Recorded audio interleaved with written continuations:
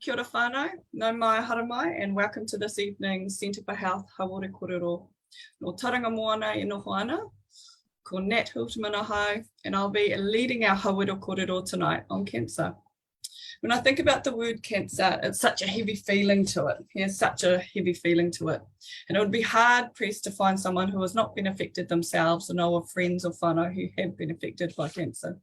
And so tonight, we're incredibly fortunate to have two wahine toa who will be sharing their thoughts, feelings and learnings on their cancer hikoi, their cancer journey, either their personal journey or their whānau journey.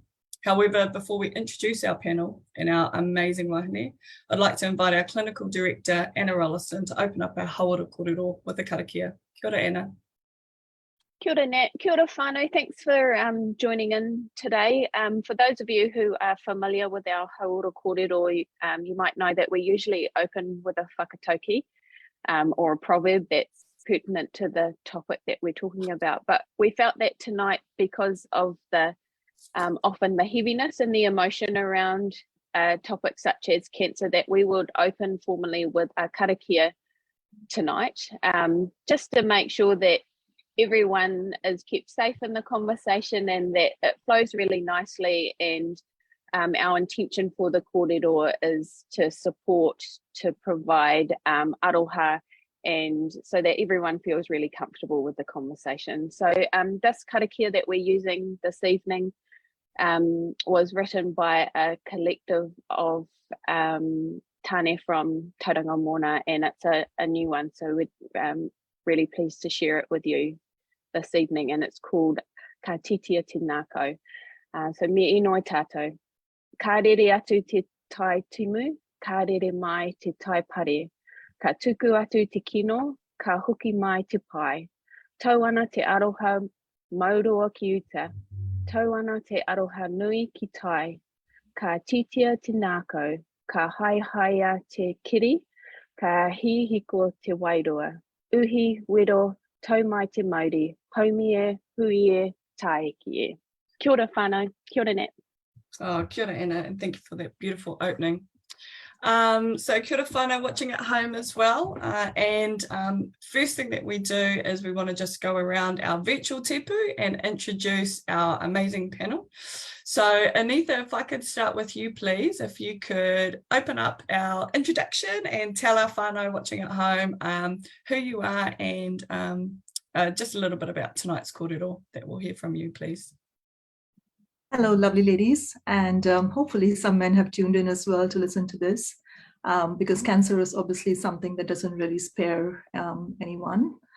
I'm pretty sure for all of us who are over here, we have been either directly or indirectly affected by cancer. So thanks for being here at 7 o'clock in the evening on a Thursday when any of us could be watching 7 Sharp instead. A bit about me. I am a breast cancer survivor. I went through my own cancer journey in February 2020 when COVID was just a word that we were all beginning to learn to spell.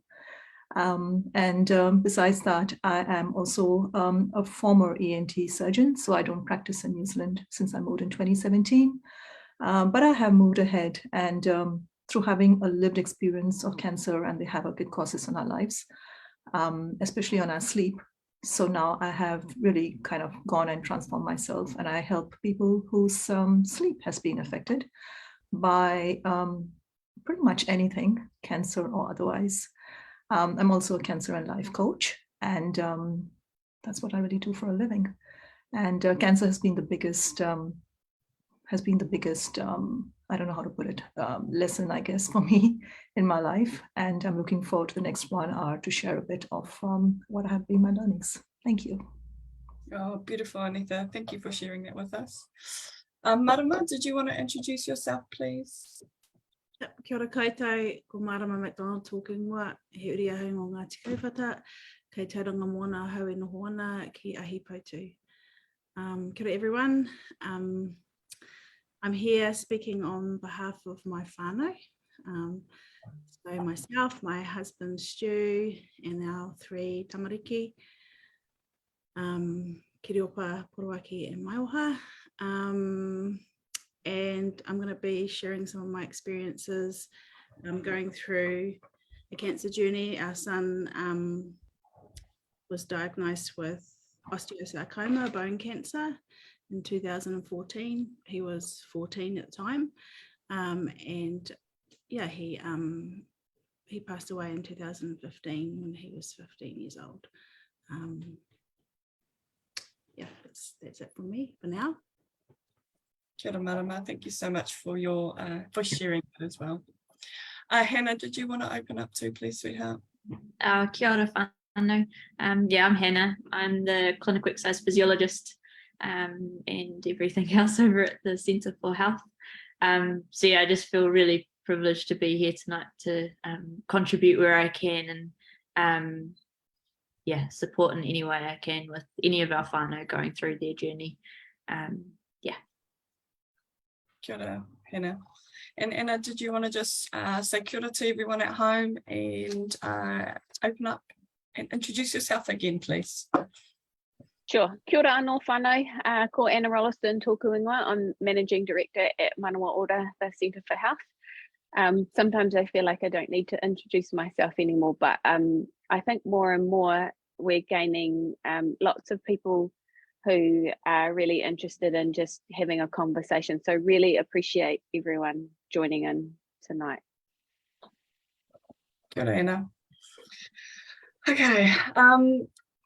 I feel as well, I feel incredibly privileged to be part of these conversations and to lead this kōrero, especially tonight because we've got some beautiful whakaaro that we want to share with you.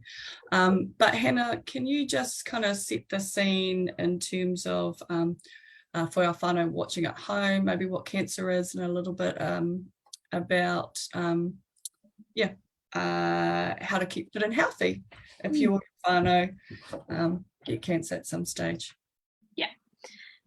So essentially, cancer is when we really get down to the basics of what it is. It's when cells in the body essentially grow, expand, proliferate uncontrollably, and unfortunately, our bodies can't stop that from happening. It can happen anywhere: breast, brain, pancreas, anywhere, literally. We do know that certain environmental factors and also lifestyle factors can increase our risks of certain cancers.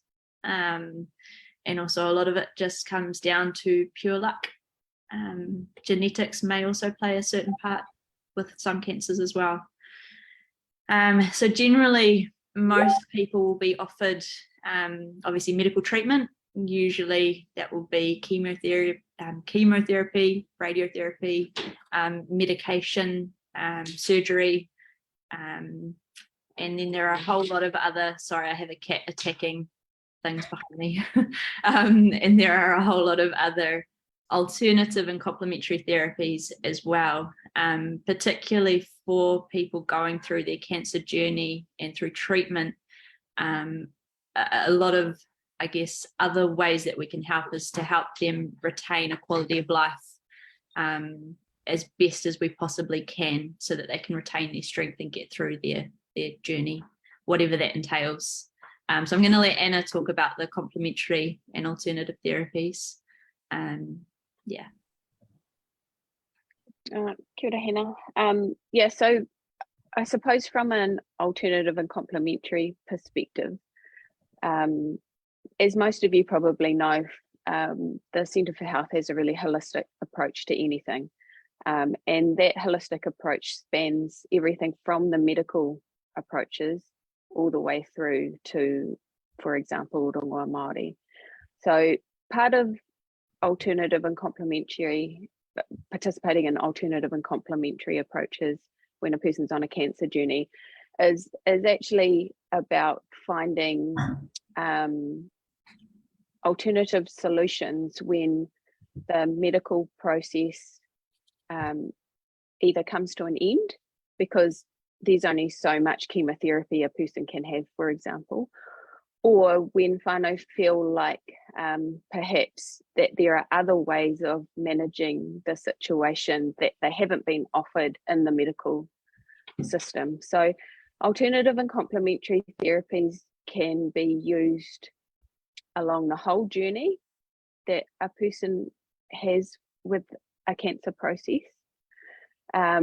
But it is quite important to ensure that if you're using both, if you're going down the medical pathway and you're choosing to use an alternative or complementary approach, that you've got a really good understanding, or you can talk through the nuances of both with someone who really gets it. Because unfortunately, what you're likely to get from the medical system is to tell you not to take a alternative and complementary approach, simply because of the lack of evidence there is for many alternative and complementary approaches. And that's actually true. There is very little evidence, scientific Western science evidence, for a lot of the things that people choose to use on a cancer journey. But the fact that there is no evidence is just one worldview of understanding whether things work or not. And what we know about offering and supporting people through an alternative and complementary journey is that it provides a whole heap of other things for the person and the whānau, such as hope and being able to manage symptoms much better. So the symptoms that you might get from chemotherapy, for example, can be managed through some other pathway. So I suppose the message is that we will always support a person through their medical journey, and that's a really important pathway for whānau to think about, to go down and to have well managed. But there's a whole another world to have a conversation about as well if you find yourself in need of support on a cancer journey. Kia ora, Anna. I think that brings up a quite a good start to the kōrero in terms of what are your thoughts, Marama and Anita, what are your thoughts in terms of having that an advocate or someone there who you trust that can give advice on both, you know, your medical and your alternative or / complementary treatments? You're both in the medical profession, but do you have any thoughts in terms of having someone like that there to walk hand in hand with you into hui or meetings or appointments? What are the benefits of having that advocate there for you? Marama? Yeah, I mean, I would definitely recommend it if you have that option, because for us, when we first found out that our son was sick, we were just scared, really emotional, and so we were operating from that place, and basically whatever the oncologists and doctors told us to do or what we needed to be done, that was what we were going to do, because sort of our brain shut down a bit, and we were just operating from a place of anxiety and fear, really. And looking back now, I could see that if I'd had someone that I could have just turned to straight away to say, can you please talk to the doctors more and then explain to us, and then give your advice about what else we might do, how else we can be supported in this process, what's happening. You know, some of the stuff just went right over my head at the beginning. So yeah, I mean, the challenge is finding people that can do that, because unfortunately in New Zealand we don't have many what they call integrative oncologists who provide more of a holistic approach to treatment, and the Centre for Health really is one of the only places I know that can provide some holistic support for people on the cancer journey. Anita, do you have anything to add to that? Yeah, I completely agree with Marama. I think for each of us, we are just in that utter state of shock. And I think more often than not, we almost know what the diagnosis is going to be. It's just a matter of a confirmation of having to hear it from your medical provider.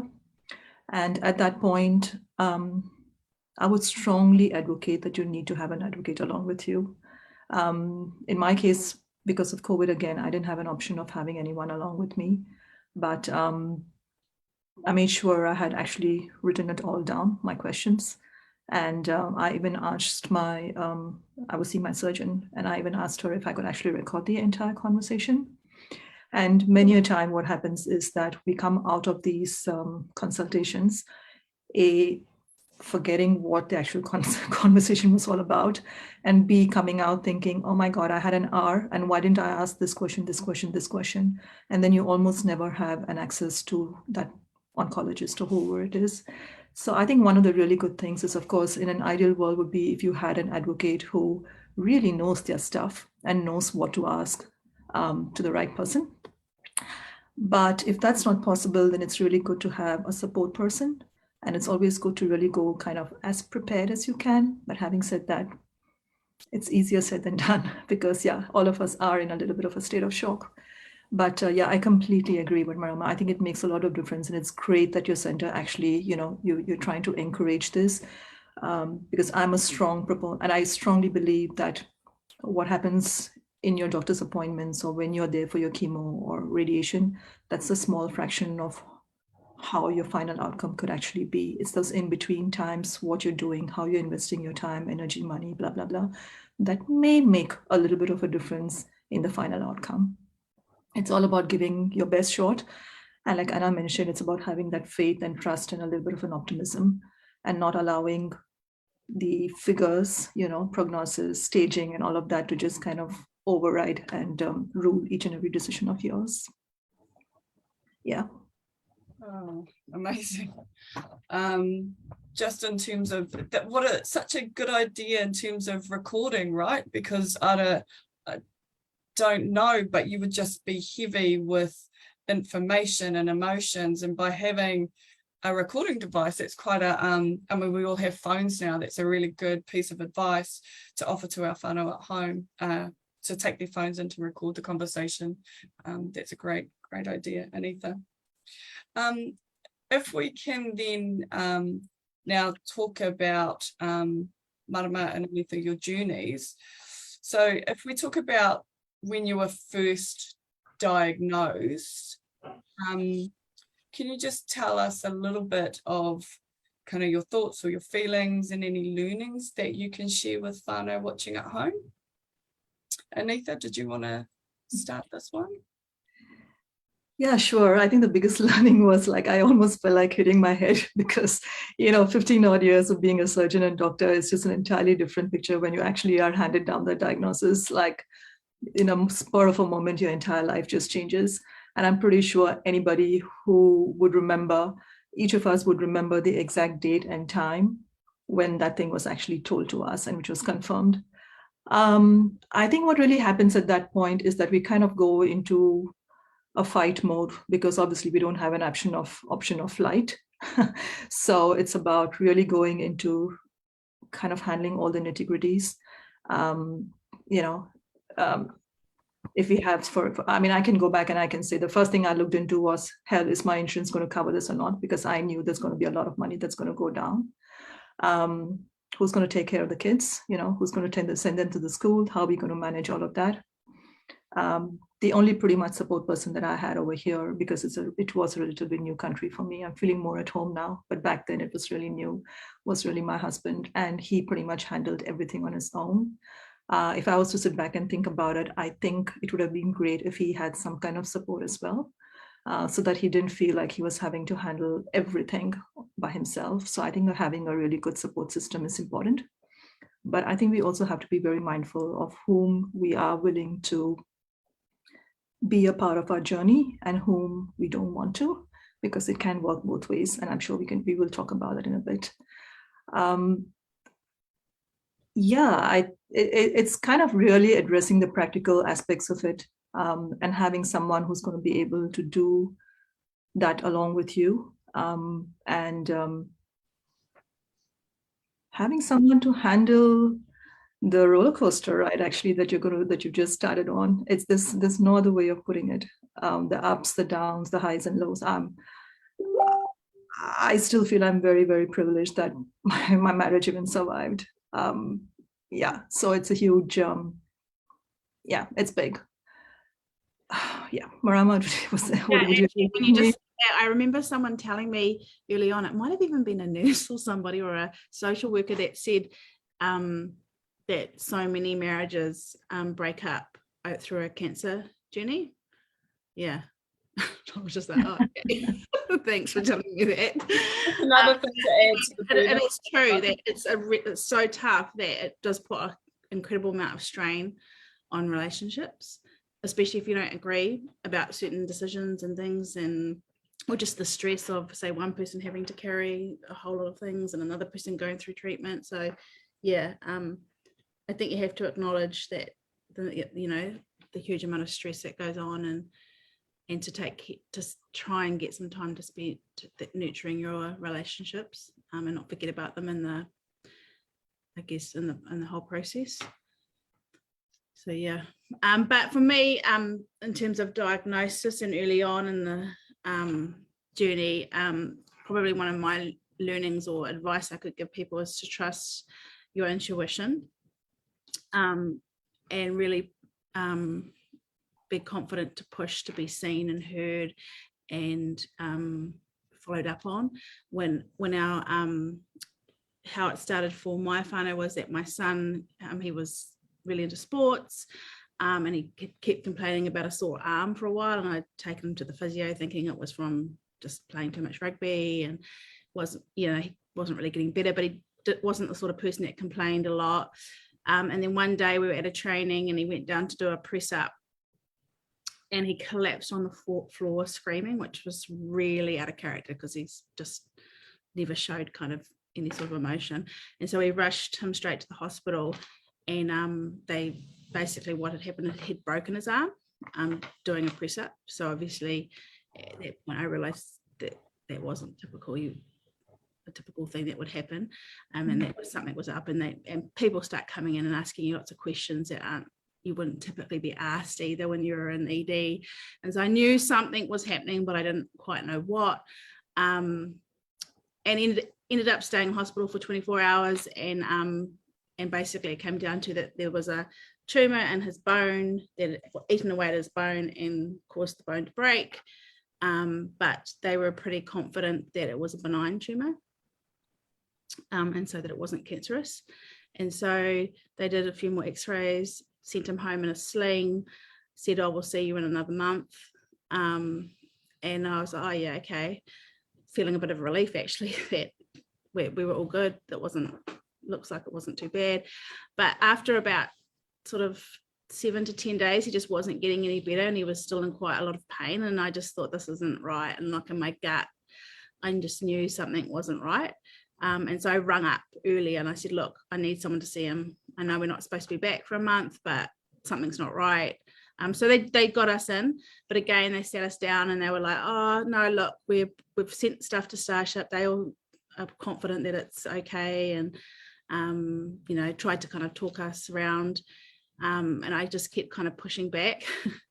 And they said, "Look, we'll send one more lot of x-rays back to Starship, and we'll get back to you." And literally within 12 hours, I got a phone call. I remember exactly, I was at the petrol station, got the phone call, "You need to get up to Starship," that day. And so, but we could have gone a whole nother month before that happened. And I even think to myself, God, what if we had pushed more earlier, because we know that the earlier you can get a diagnosis, the more likely you're going to have a better outcome, or treatment might be more efficient.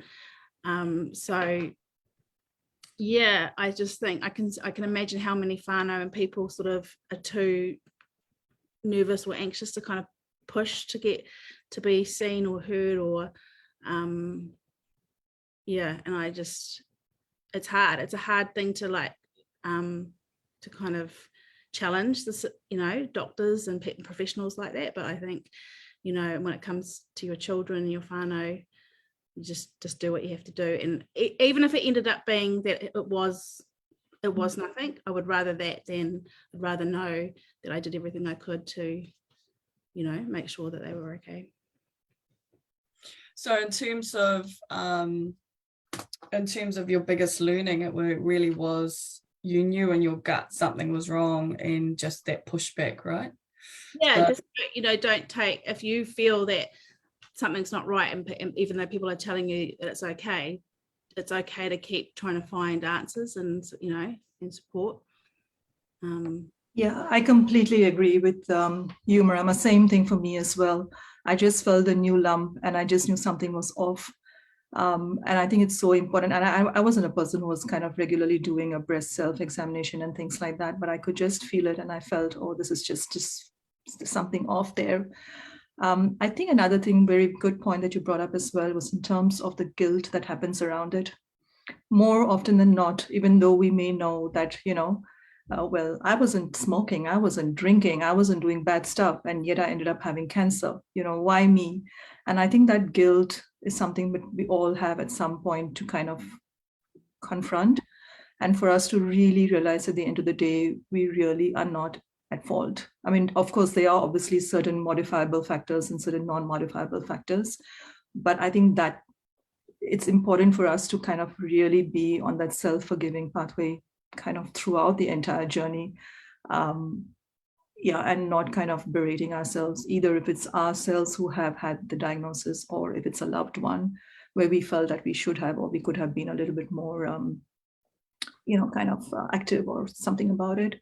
But yeah, I loved those things that you mentioned, Marama. I know intuition and the gut, right? We just so terribly underestimated. Yeah. Beautiful. So there's kind of what we're going to unpack a little bit is we've kind of spoken about the diagnosis in terms of when you first heard about the diagnosis of cancer. But when, if we can fast forward a little bit and talk about kind of the treatment and when you were going through your treatments or supporting whānau through their treatments, do you want to have a little bit of a kōrero around your learnings around this component? Marama, did you want to start this kōrero around the treatment piece in terms of your learnings? Yep. So we, because the cancer that my son had was a really aggressive cancer, and so everything happened really quickly, and we weren't given a choice really. It was straight up to Starship, begin chemotherapy, and it was a really harsh chemotherapy regime that he was on. So, they prepared us for the likelihood of, severe side effects and things like that. And then he had a major 14-hour surgery where they took bone out of his leg and put it in his arm, along with a big metal contraption thing in his arm as well. And then more chemotherapy after that. And so, yeah, I mean, it was pretty tough. Yeah, it's hard to even put into words some of the things that, you have to witness and see them go through. How did your whānau, Marama, how did your whānau play a part in supporting you? Because Anita spoke about this at the start, but how did your whānau support you when you were having to drive up to Auckland or to make decisions?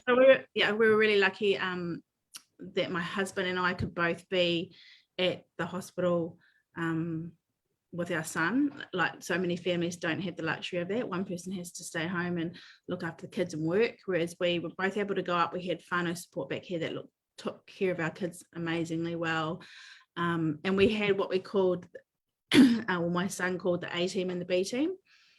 So we took turns. So the A team, of course, was his father and all his uncles. And so they would literally, a group of men would sit up there with him and, make him laugh and cook him feeds and tell him stories. And, and he considered them his A team. And then we were the B team, which was his nan, myself, and his other nan would, he was never left alone. So it was always somebody with him. up at Starship, because it was such a foreign environment for him. I mean, for all of us, really, we hadn't really spent much time in the hospital or the medical world. So that was tough for him, being away from his friends and his social life. He was a teenager. Yeah, it was tough. And so, yeah, we would not have, wouldn't even know how it would have been without that whānau support. It felt like such a long time up there, you know, yeah. So yeah, we were incredibly lucky to have so much support. And so I would just, say don't be shy to ask for help and to take that support. And certainly for us, the practical support was like some of the best support. When people would cook a kai or would take the kids to their sports practices or to their kapahaka practices, or comfort them at home because we were away from them. So incredibly grateful for that. Awesome, Marama. Thank you for that. Anitha, what about you in terms of your treatment? I mean, just reiterating that you were new to Aotearoa at the time, you had quite a different experience in terms of whānau support around you. What was that like during the treatment phase, and what were your learnings from that kind of part of the process? I think my first learning was to make sure, as much as I love Google, not to go into Google and look things up immediately. Even though I was in the medical profession, I'm in the medical profession, I was no expert in breast cancer. And it's pretty humbling to say, hey, you actually may not know everything, especially in terms of recent advances. But that still didn't tempt me to go into Google. Things come up in Google when it's out of the blue, when it is away from the ordinary of what happens. If at all we really want to, but that doesn't mean we have to be in kind of denial and kind of just be totally blind about what's happening to us and what's going to be done to us. But I would recommend, if you really want to look up something, then do a Google Scholar search, which is really about a few more studies and things like that, which is definitely much more. And that is another, I think, a huge foray in which it would be great if you have people to actually support you on their journey for that as well. Most of us do go towards integrative, or what we call complementary kind of treatments to help us as an adjunct to our main treatment that we are undergoing. But it's important for us, again, to invest in whatever way we are investing in the right way, and make sure that your healthcare system, everybody needs to know about what it is, because the reality is that there can be certain, interactions and things like that. Luckily, I think now the role of even oncologists, they are getting more and more open to ideas of integrative care. End of the day, the reality is that, and this is me, I guess, talking as a medical person, the end of the day is that I would want each and every of my patient to be comfortable, and there's only in being aware of what can be the side effect with treatments. And if you find something that works for you, then go for it. So that's definitely there. Again, in terms of making, because I am aware we have very limited time and access to our oncologists, go prepared. So you may have only 15 minutes, but you can really, really maximize those 15 minutes if you go prepared. It's good to have a basic idea of what they mean by, staging and grading. I mean, I know so many of my friends who don't even understand staging and grading, who have been given their diagnosis on a Friday evening via phone, and they have no clue what's going to be done to them. So I think a little bit of self-empowerment and knowledge really, really goes a long way. If not, reach out to the right type of people. Through treatment, I think having a support group is really, really important. I completely agree. And that's what I was trying to say. There will be times when you would be expecting certain people to support you, but they don't. The reality is everybody's life does go on.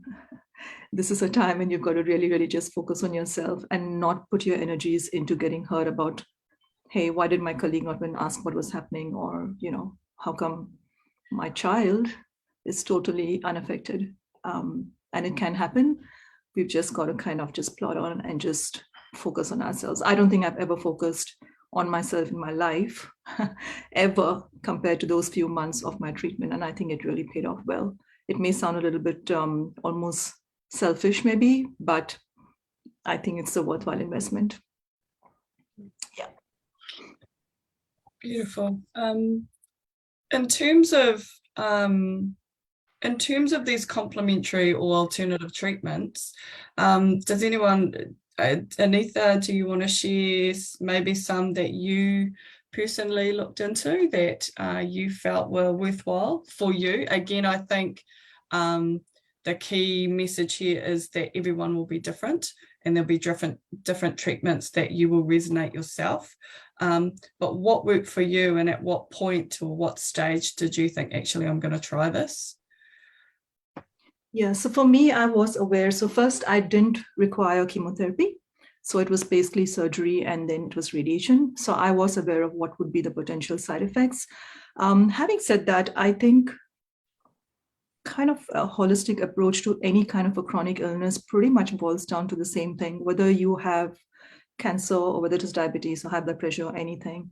And it's kind of almost the same components, maybe a little bit more in certain parts of it. It really boils down to things like your nutrition.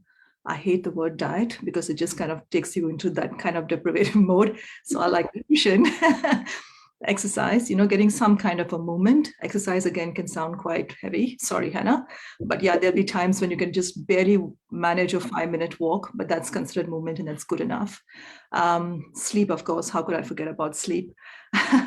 And really trying to have tools of how to cope better with the stresses in your life, because that is just going to continue on. It's going to happen. And of course, then there's a whole spiritual side of it and things like that as well, which is why I think I really like the I think you people have, sorry, I don't know how to pronounce it and I don't want to ruin it, but you've got the kind of the 4 pillars of the house, 4 walls of the house kind of a thing. And I was just so able to relate to that because everything really, really fits in exactly. So yeah, there's no food is medicine. There's no doubt about that. What you are going to be feeding yourself is how you're going to be, how it's going to come out. In terms of exercise, of course, they have like guidelines for cancer exercise. There's a specific guideline for it. Again, don't get totally carried away that you're not able to do 2 days of cardio and 3 days of resistance or whatever it is. I'm sorry. As long as you're able to manage and listen to your body and have a little bit of movement. Have some time for me to give a few tips on the sleep. The reality is that sleep is really a foundation. You sleep well, you don't sleep as well. And stress, of course. We do need to know how to manage our stress. So that's kind of giving a whole kind of a holistic picture to the whole thing. At each time, we kind of reach out for what we feel like and what we have the energy for. Yeah. It's and that kind of leads into your experience with food too, Marama, right? Do you want to have a bit of a korero around that? And maybe Hannah will bring you in after that to have a korero around kind of the nutrition side of things. Ka pai? Marama, did you want to share your whakaaro on that food hikoi? Yep.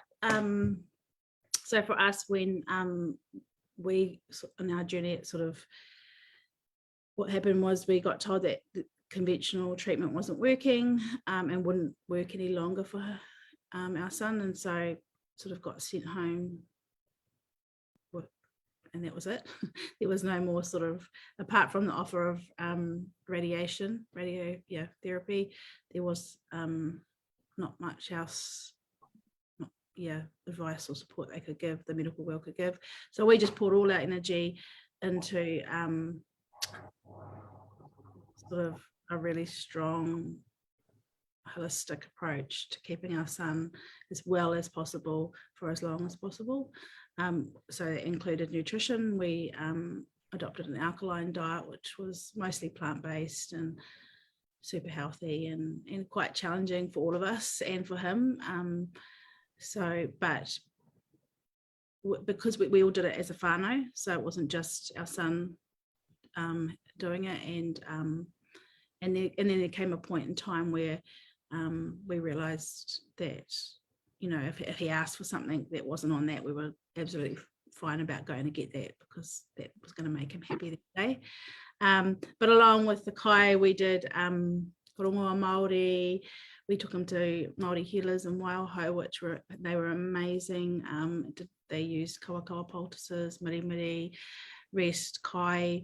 We were in the ngahere, and probably that's one of the places where he got the most relief, and he was the happiest. And because we were really conscious with him, for us, probably the biggest battle for us was his psychological well-being at that point and his spiritual well-being. And so, and because he had grown up in Te Ao Māori and gone to kura kaupapa and those sorts of things, he was quite connected to that. And so, yeah, we used a lot of karakia and visualizations and those sorts of things to try and keep him toe and sort of at peace with what was happening. And then we did other things like and obviously we got advice from people we trusted on these things, but we did intravenous vitamin C,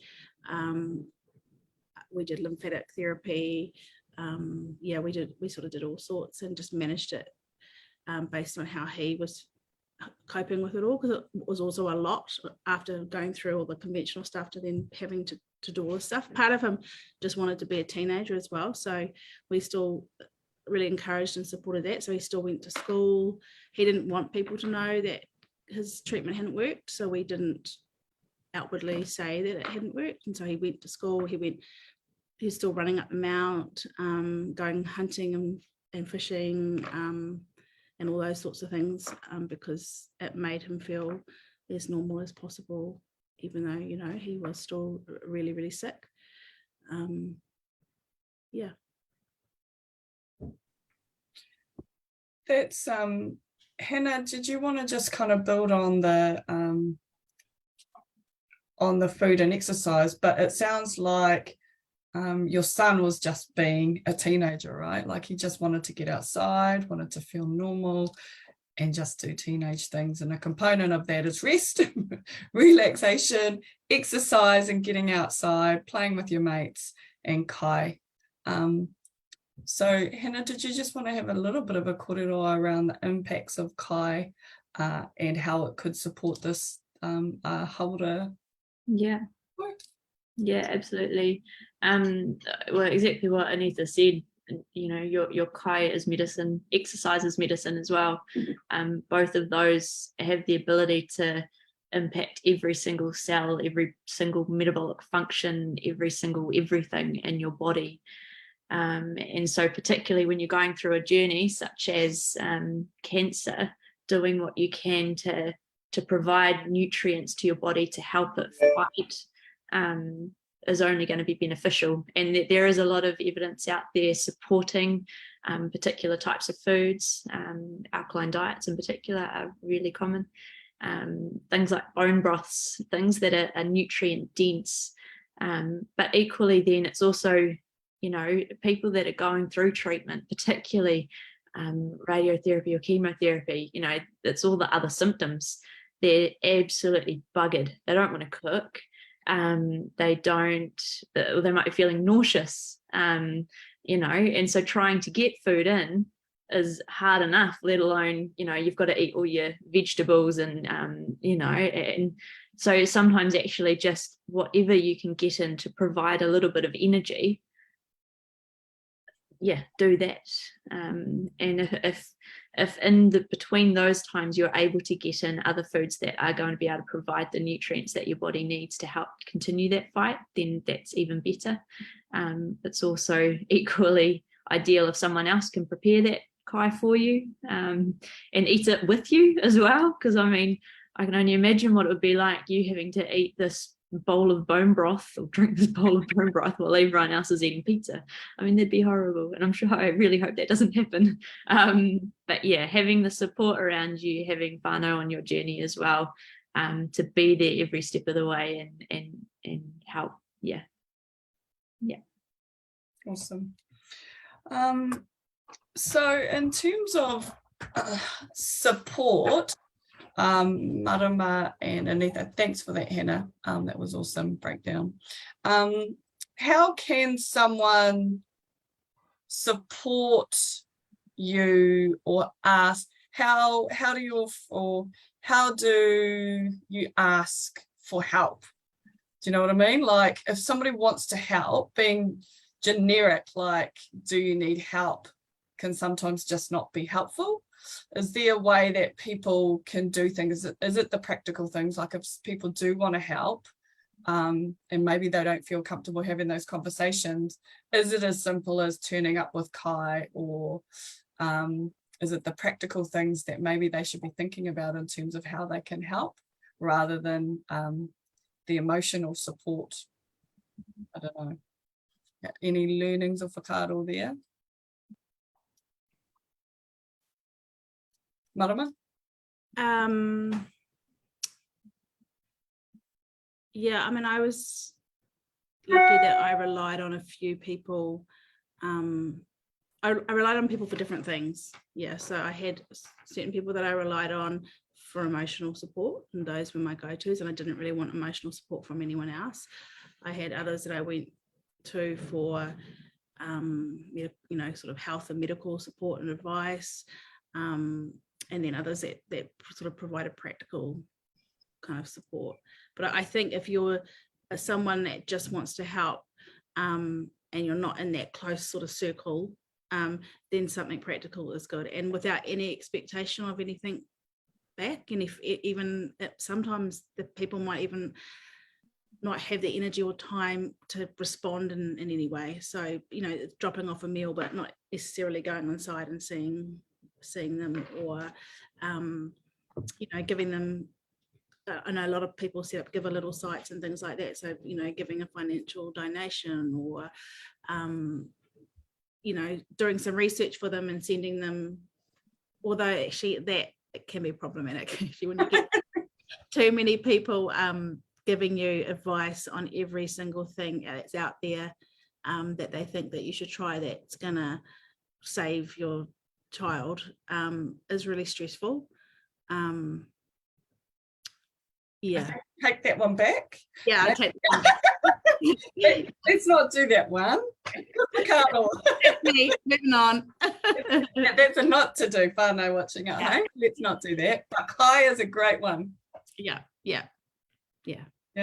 Anita, did you have colleagues or someone, you know, that wanted to help but didn't know how to? So it was a time when we were level 4 lockdown. So as much as I'm sure my colleagues would have loved to have helped me, I don't think that is much of as an option. But I love the food. Kai, right? Is that how I pronounce it? Okay, got one word right. It's good to actually ask the person what they want to have, rather than actually being thinking, oh, this is healthy and you need to have that, and sending some green, kale-filled. I mean, you're already struggling quite a bit through everything that's going on, you know, so it's good to kind of be a little bit indulgent towards them. Having said that, yes, I did have the privilege of having, you know, my current, now they're my ex-colleagues, but a few good friends of mine who sent me these really nice, just like aromatherapy, you know, basically things that actually made me feel better, even as simple as something as a hand cream. I mean, it sounds very superfluous, but trust me, at that time, you would do anything to just feel a little bit better, even if it's just for 5 minutes. And so, you know, I think it's really important to know what the person needs. In terms of emotional support, it was really interesting because I did not let any of my medical colleagues or ex-friends or anyone, not ex-friends, sorry, ex-people, people that I studied with, I didn't let any of them know. The group that I reached out also actually was to my primary school friends, because I knew I would just be getting the perfect amount of support. None of them were in New Zealand, but everybody was there, different time zones. So at any time, if I had to reach out to anyone, at least I would get one person replying back. And that just made me feel very, very supported. It was a little bit different for me. I kind of broke the news to my mom much later, simply because I didn't want her to be sitting in India worrying about me. She lost her mom and a brother both to cancer. And so, you know, if she was to hear that I was diagnosed with it, then I'm pretty sure she would think I'm going to end up in that way as well. So I was really very kind of private about the whole thing. But after a while, I just had so much of learnings through it that I felt that I had to share a little bit, both towards doctors, surgeons, pathologists. as a patient. And so I became, I kind of shared my story in different ways. But yeah, coming back to the question, support is sometimes all that we want is just someone to listen to us, to let us vent. We don't necessarily, please don't tell someone, oh, you're an early stage, so therefore you're lucky. Oh, many people get cancer these days. Almost everyone survives it, so you're lucky. You'd most probably want to turn around and say, well, do you want to have the diagnosis instead of me? So I just don't believe in this lucky word. Please don't say that. I think it's really about knowing how to hold space in the right way. But it's also necessary for us as patients to be a little bit forgiving, because everybody's lost. Nobody knows really how well to kind of support you, which is when I think it's important for us to be more vocal about what we want and what we'd rather not have, because they couldn't be reading our brains, they couldn't be reading our minds. So in terms of emotional well-being, how did both of you support your own emotional well-being through the whole journey? Did you? To be honest, I probably didn't really. I just sort of held it together, and then at the end collapsed. But I mean, I was lucky that I had a strong husband and our relationship was really kind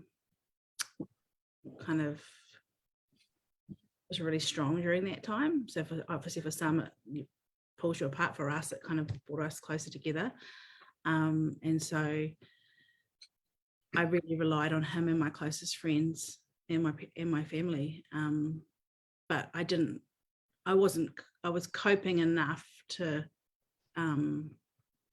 make sure my son was okay, but it was having an impact on me, and I wasn't really dealing with it at the time. Yeah, I tried counseling. It's important to know that there are certain number of sessions that are kind of free or whatever through different cancer societies and things like that. I just tried one session. I was just not able to relate to her. And so I said, I'm not going to waste my, sorry, I shouldn't say waste my time, but I just decided not to continue with it. In terms of really processing, I think the real processing actually starts once you start feeling human again after the treatments and the side effects of the treatments.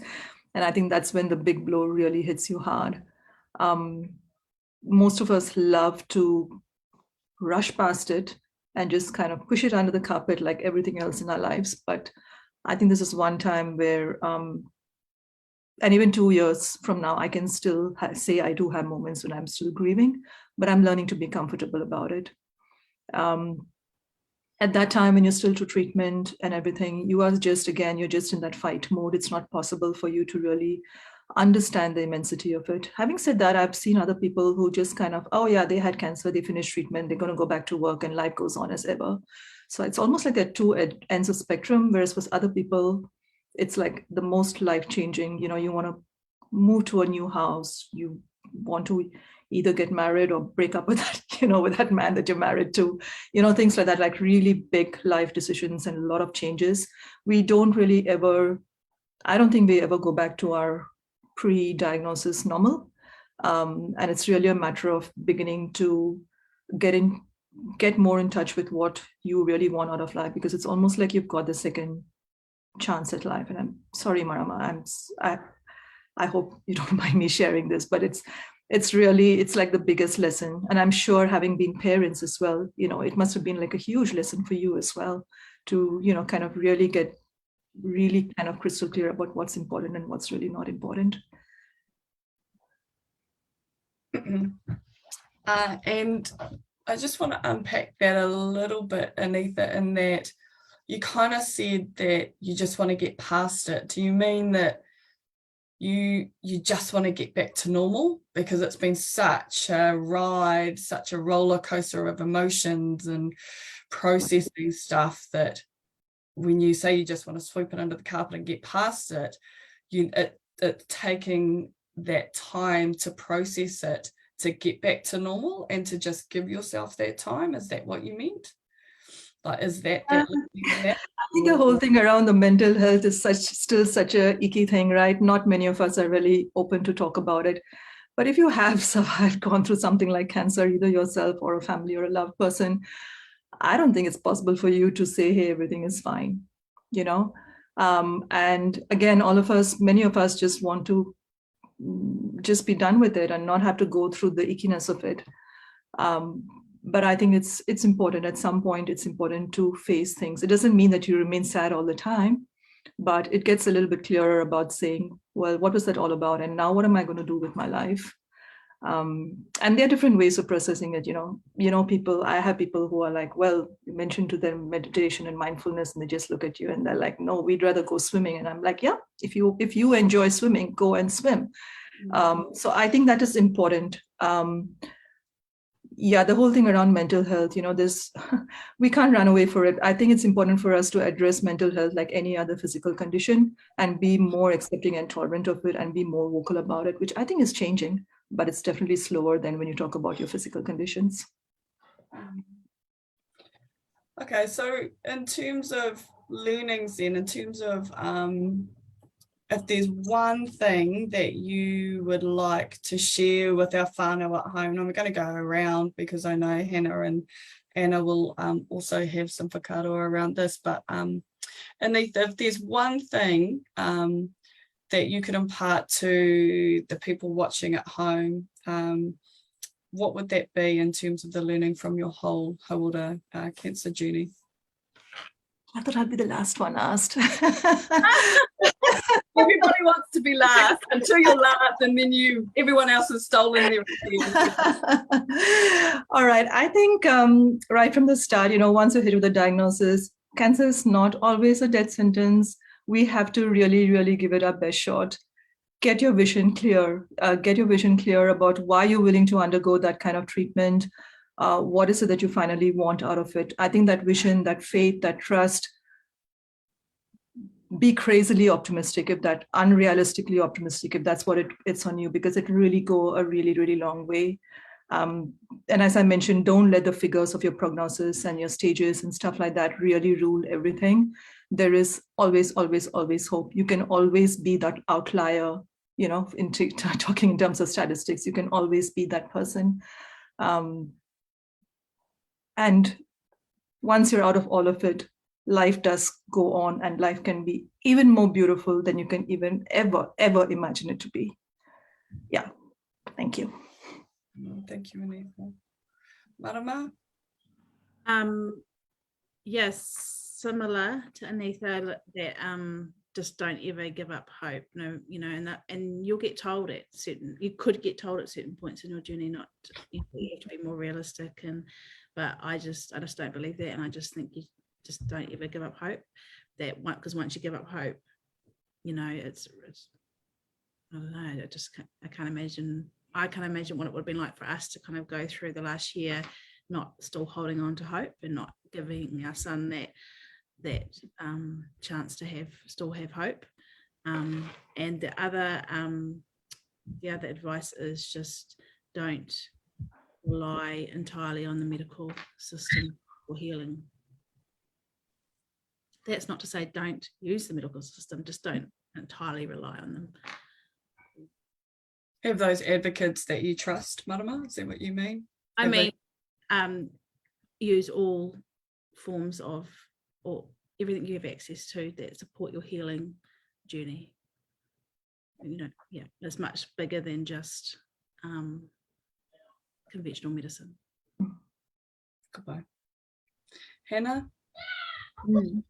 I think for me, it's there is support out there for everyone, and so it can seem like you're in it alone, and you might not know where to turn to for support, but there is support out there. I mean, ask around, ask friends, ask whānau, ask your health professionals. We're here to help support anyone, whether it's you going through the journey yourself or a whānau member.